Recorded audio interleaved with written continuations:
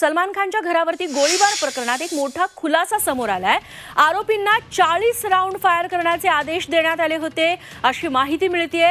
मात्र आरोपींनी 5च गोळ्या झाडल्या। पोलिसांना चकवण्यासाठी आरोपींनी पळताना कपडे देखील बदलले अशी माहिती तपासातून समोर आली आहे। सुधाकर कश्यप आमचे प्रतिनिधी याबद्दल आपल्याला अधिक माहिती देतील। सुधाकर, अजून काय माहिती समोर आली आहे?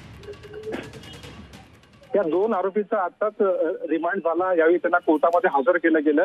त्यावेळी सरकारी वकील त्याचप्रमाणे तपास अधिकाऱ्यांनी महत्वाची माहिती कोर्टाला दिली। त्यांनी असं सांगितलं की हे जे आरोपी आहेत, ज्यावेळी त्यांनी फायरिंग केली त्यावेळी त्यांनी 5 राऊंड फायर केले। खरं तर त्यांना फक्त 40 राऊंड फायर करायला आदेश देण्यात आले होते, पण त्यांच्याकडे 40 राऊंड असताना देखील त्यांनी 5 राऊंड फायर केले। 5 पैकी 17 राऊंड जे आहेत ते तापी नदीमध्ये सापडलेले आहेत। बाकीचे जे 18 राऊंड आहेत ते आम्हाला शोधायचे, तेव्हा त्याचा आम्हाला तपास करायचा आहे।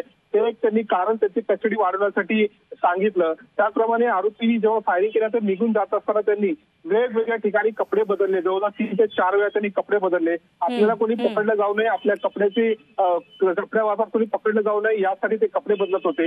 हा एक महत्वाचा मुद्दा कोर्टामध्ये मांडण्यात आला। आणि सगळ्यात महत्वाचा मुद्दा होता की या आरोपींकडे 2 मोबाईल होते, त्यापैकी एक मोबाईल जो आहे तो एक वेगळ्या ऍपद्वारे कनेक्ट होता आणि इंटरनेटच्या माध्यमातून ते एका व्यक्तीच्या संपर्कात होते आणि त्या व्यक्तीच्या इशाऱ्यावरून त्या व्यक्तीचे जसं काही सांगेल त्या अनुषंगाने ते वागत होते।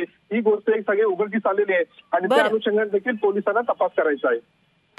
सुधाकर, धन्यवाद तुम्ही दिलेल्या या सगळ्या सविस्तर माहितीबद्दल।